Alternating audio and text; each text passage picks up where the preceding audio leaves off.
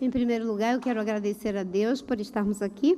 Quero agradecer o convite na pessoa do prefeito de Campinas, Jonas Donizete.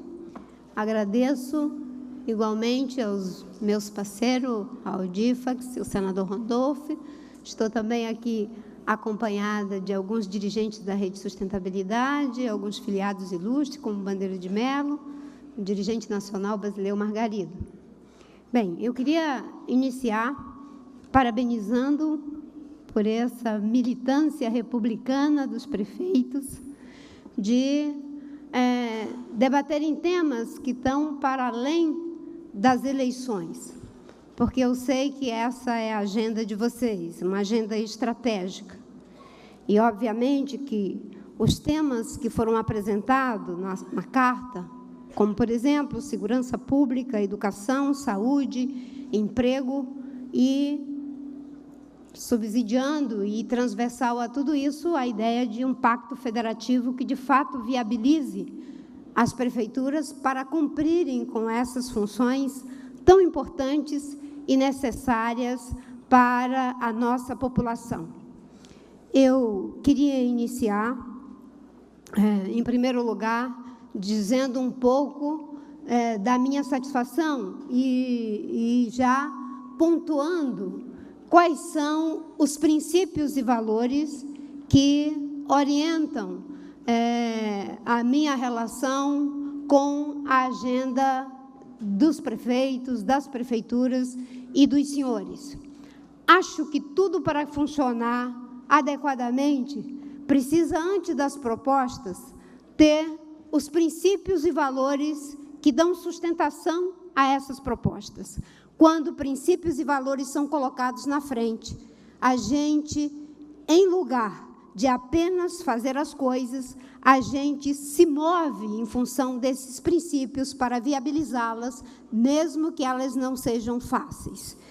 O primeiro princípio que orientará o meu governo, se o povo brasileiro tiver, enfim, a vontade de que assim o seja, e Deus assim o queira, é o princípio de uma relação inteiramente republicana com os prefeitos. E, por relação republicana, entendam a seguinte questão: o fato de que, independente do partido, independente do espectro ideológico, aqueles que tenham programas, propostas baseadas em atendimento das necessidades da população, propostas que estejam sustentadas por valores éticos, propostas que estejam sustentadas em capacidade técnica, serão atendidos. Quando alguém é eleito, não pode ser penalizado em função de ter uma escolha política e partidária. Um presidente da República não deve discriminar o prefeito em função de ele não ser do seu partido ou não ser do espectro ideológico que o apoiou. Então, o princípio de que teremos uma relação inteiramente republicana. O segundo princípio é o princípio de que iremos respeitar o federalismo. E respeitar o federalismo não é uma questão só de discurso, é uma questão de prática. Cada vez mais a humanidade e o mundo e o nosso país em crise exigem que a gente tenha uma atitude de liderar pelo exemplo. E mais do que um discurso, o respeito ao federalismo se traduz em autonomia dos municípios. No entanto, não tem como ser autônomo se não tem uma relação de independência. E não tem como ter independência se não tem os recursos, porque boa parte dos recursos ficam com a União, uma pequena parte com os estados e uma ínfima parte com os municípios, que a Constituição de 88 cada vez mais lhe deu atribuições, sem que fosse dado o aporte para realizar essas atribuições, que vocês muito bem colocaram aqui, de saúde, educação, segurança pública, geração de emprego. O outro princípio é a valorização de que a gente possa ter uma relação de recuperar a dignidade do serviço público. Hoje, ser servidor público ter uma função de deputado, vereador, de presidente da República, governador, está sendo visto com desconfiança pela população em função dos fatos desabonadores que, felizmente, têm vindo à tona. Mas nós sabemos que não são todas as pessoas que são assim. Então, é preciso que cada vez mais nessa situação de crise se tenha uma relação de recuperar a credibilidade do serviço público. E também que a gente possa ter o respeito a que se faça trabalho em parcerias. Sem trabalho em parceria, União, estados e municípios, fica muito difícil atender demandas que cada vez são maiores. Basilado, então, esses princípios, eu vou agora colocar algumas coisas sobre o momento que estamos vivendo e depois tecer comentários sobre a agenda. Nós estamos vivendo um momento muito difícil da história do nosso país. Uma profunda crise econômica, uma profunda crise política e uma profunda crise de valores. Eu diria que na base da crise econômica, nós temos a grave crise política e de valores. E boa parte dos problemas que vivemos não são em função de dificuldades técnicas, é em função de erros do ponto de vista político e ético. O Brasil não está com 13 milhões de desempregados por problemas técnicos. O Brasil está com 13 milhões de desempregados em função de graves problemas de decisões políticas equivocadas. Nós precisamos compreender que, para que a gente possa atender boa parte dessas agendas que estão aqui colocadas legitimamente, é preciso que o país volte a crescer. Nós tivemos um pequeno crescimento de 1%, mas os economistas dizem não se tratar de um crescimento sustentável. Por quê? Porque ainda é o que eles chamam de uma recuperação cíclica. Não é fruto de investimento para que se possa criar novos empregos, investindo em infraestrutura nova para que o país volte à retomada do seu desenvolvimento. Desse crescimento de 1%, 10% foi na agricultura. Só para vocês terem uma ideia do quanto ainda é pequeno o nosso desenvolvimento. Tivemos graves problemas em relação ao problema do desemprego. Isso faz com que o nosso país, com essa crise, já tenha devolvido para a pobreza os 40 milhões que havíamos tirado. Com 13 milhões de desempregados, senhores prefeitos e prefeitas, se considerarmos que por trás de cada emprego tem pelo menos 3 pessoas, os senhores podem imaginar que, multiplicando 13 milhões por 3 pessoas, nós já temos os desempregados de volta na situação de penúria. E enquanto para o governo federal, o desemprego é uma informação no jornal, nos dados do IBGE ou em alguma estatística, para os prefeitos é um problema real, na sua porta, na sua rua, no seu mundo.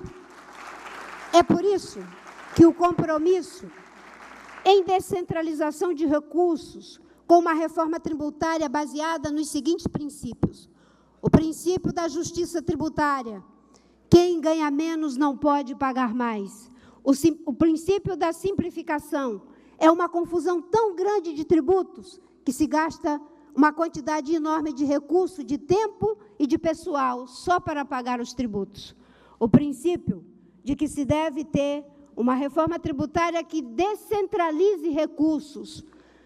Um dos economistas que me ajuda no programa de governo, Eduardo Janetti, ele repete sempre uma frase que eu vi aqui no programa de vocês. Não é? Vocês falam de menos Brasília e mais município. Nós dizemos mais Brasil e menos Brasília.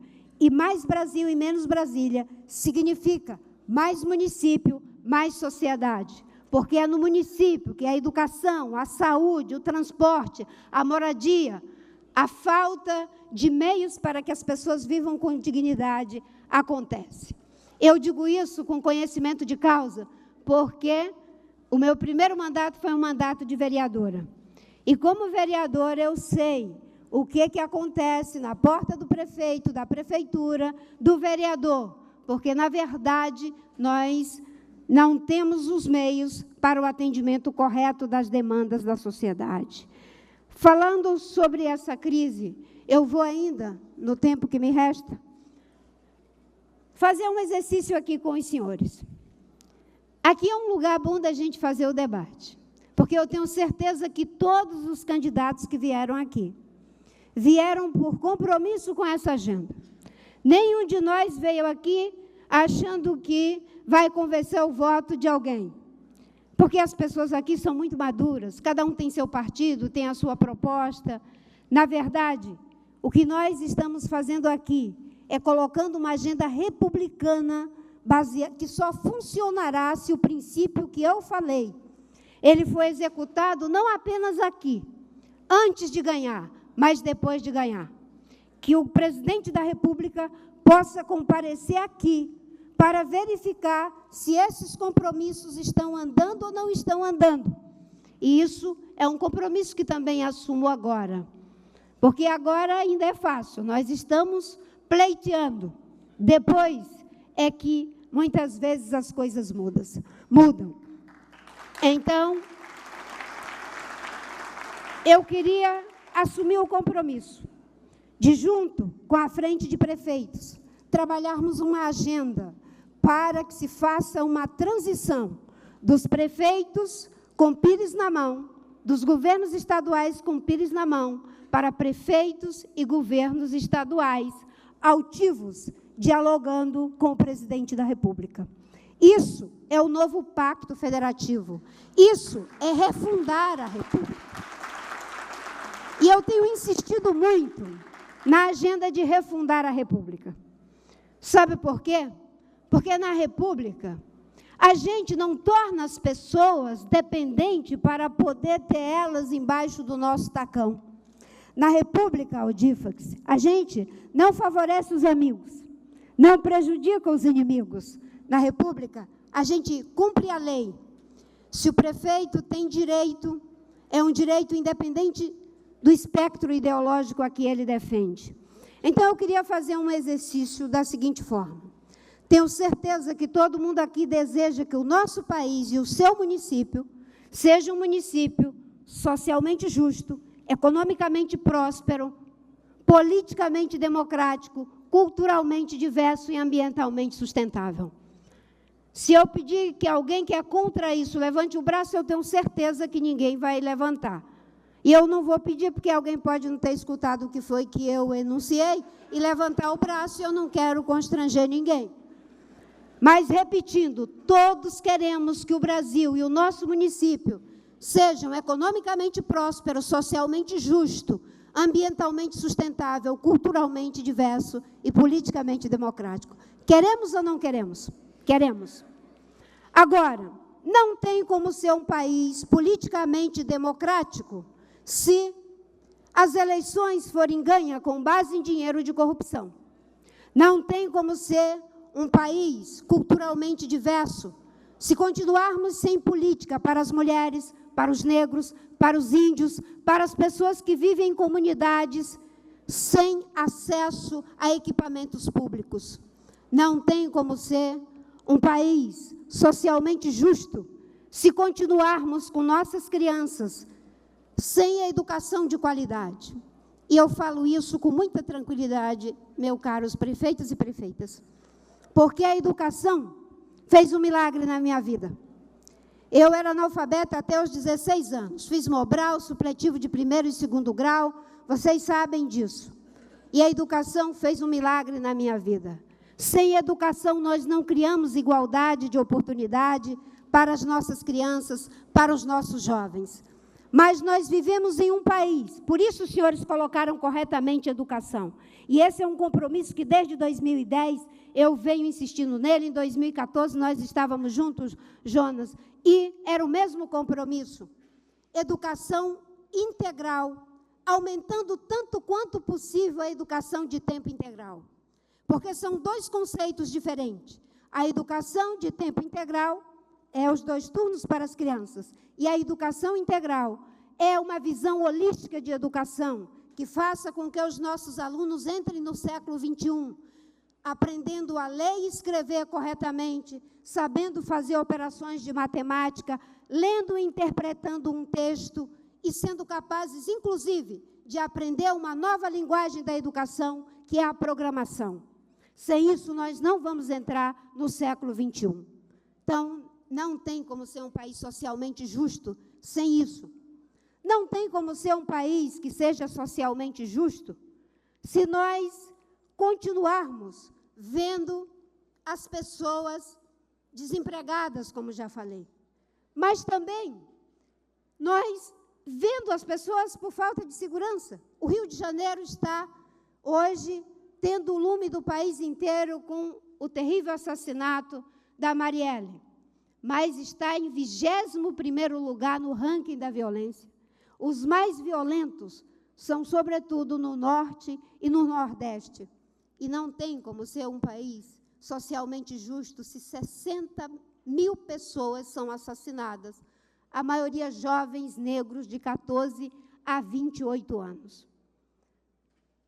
E, ao mesmo tempo, não seremos um país economicamente próspero, com uma indústria que representa apenas em torno de 9% do produto interno bruto, quando já representou cerca de 26%.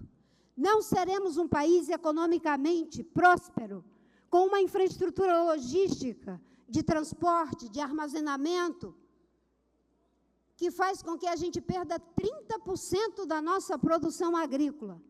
30% da produção agrícola, por falta de infraestrutura logística adequada. Com essa avaliação, o compromisso com a agenda de saúde, educação, segurança pública, o pacto federativo, que nos coloque num outro patamar, o patamar de um desenvolvimento sustentável.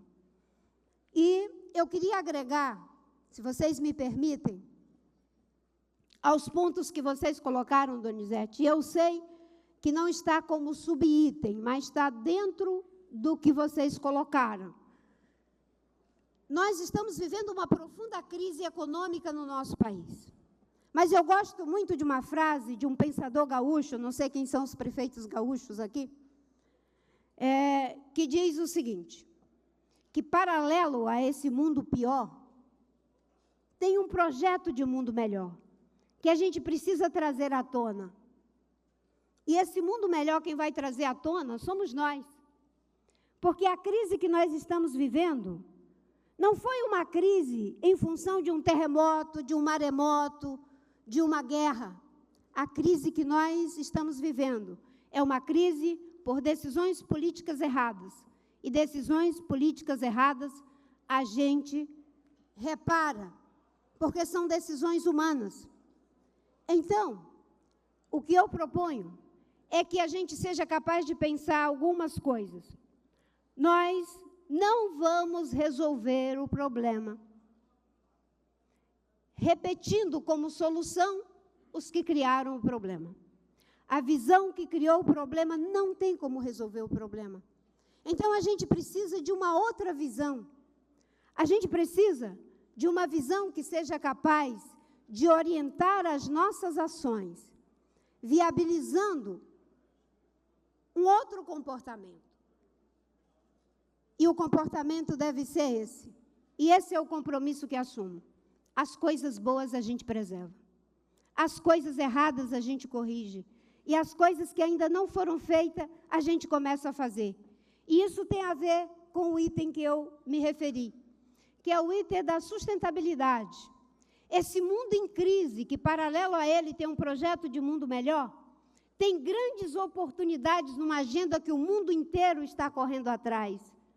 A China hoje é o maior investidor em energia eólica. Gera emprego, olha que lá é mais de 1 bilhão de seres humanos. Eu tive contato agora, prefeito, com uma tecnologia no estado de Minas Gerais, eu sei que tem aqui os prefeitos Mineiro, Lamar, que é de BH, jovens produziram uma placa solar de garrafa PET, que gera energia solar, que se no semiárido brasileiro nós usarmos uma pequena parte da propriedade com essas placas, é possível uma renda de até R$ 900 para famílias pobres. Famílias que vivem com R$ 75, R$ 80, R$ 100 do Bolsa Família. Olha a quantidade de empregos que podem ser gerados com nova ciência, nova tecnologia, novo conhecimento, uma nova matriz energética. Nós podemos aumentar a produção brasileira agrícola, que já é grande, dobrar a nossa produção por ganho de produtividade. A Embrapa tem conhecimento, tem tecnologia, tem inovação. Para isso, nós vamos precisar dar escala ao Programa ABC de Agricultura de Baixo Carbono para os municípios que são agrícolas, fazer com que se aumente produção por ganho de produtividade. Os grandes já fazem isso por conta própria. O governo tem que fazer isso para pequenos e médios. A agenda da sustentabilidade não é uma agenda puramente ambiental, é uma agenda econômica, uma agenda social. Eu acabei de chegar da Inglaterra, cheguei ontem, e eu sei o quanto os países desenvolvidos estão apostando nessa agenda. Nós somos o país que tem 300 milhões de hectares de área agricultável, 22% das espécies vivas do planeta. Nós temos 11% da água doce do planeta. Nós temos a maior área de insolação do planeta. Nós temos corrente de vento, nós temos biomassa. Quando eu fui ministra do Meio Ambiente, criamos o Distrito Florestal Sustentável, naquela região lá de Novo Progresso, e com esse distrito, 5 milhões de hectares, nós geraríamos 100 mil empregos diretos, geraríamos em torno de 800 megawatts de energia limpa. Esse é o novo Brasil, e esse Brasil tem que caminhar com esse que está em crise. Mas nós vamos cuidar de onde a bola está, atendendo os problemas de saúde, educação, que vocês muito bem colocam, o Pacto Federativo, e, ao mesmo tempo, olhando para onde a bola vai estar. Isso se chama pensamento estratégico. Pensamento estratégico é, sobretudo, não dispensar parcerias, é não dispensar o conhecimento que cada um e cada uma tem aqui do cotidiano do povo. E o povo quer trabalhar. Por isso é preciso investir em crédito, no crédito acessível, porque muita gente tem o desejo de ser empreendedor. Com o desemprego, muita gente deu um jeito e conseguiu até um negócio que dá certo, mas como ele não tem acesso a crédito, ele não tem como fazer prosperar o seu negócio. Então, o nosso compromisso é um compromisso de trabalho em parceria com prefeitos, com os estados, e que a União, de uma vez por todas, seja o espaço de uma nova relação, de uma relação que eu chamo de republicana. Na República, o presidente da República não tem tanto poder. O prefeito não deve ter tanto poder, o vereador, o deputado, o senador. Na República, quem tem poder é a lei. Quem tem poder é a lei. Essa crise está nos ensinando muito. Dizem que sábios são os que aprendem com os erros dos outros. Agora, estúpidos os que não aprendem nem com seus próprios erros. Nós não fomos capazes de aprender com os erros dos outros. Não temos o direito de não aprender com os nossos próprios erros. E é por isso que o Brasil que precisa surgir e se descortinar é um Brasil que aprende com essa crise. No quesito transparência, que vocês colocaram muito bem aqui, ajudar as prefeituras a ter capacidade técnica de ter uma gestão pública transparente, onde a sociedade nos ajude a governar, nos ajude a evitar erros. Eu fico muito feliz quando eu vejo uma agenda que não temos, do jeito que eu falei, aqueles itens, não tem como alguém ser contra a que as prefeituras tenham os meios para promover a segurança, a saúde e a educação, desde que tenha a provisão dos recursos. Desde que não se pense uma segurança em que a União deixa nas mãos dos estados, porque nunca quis debater esse assunto. Foram décadas deixando na mão dos estados o problema da segurança pública. Agora ele se nacionalizou por um imperativo da realidade.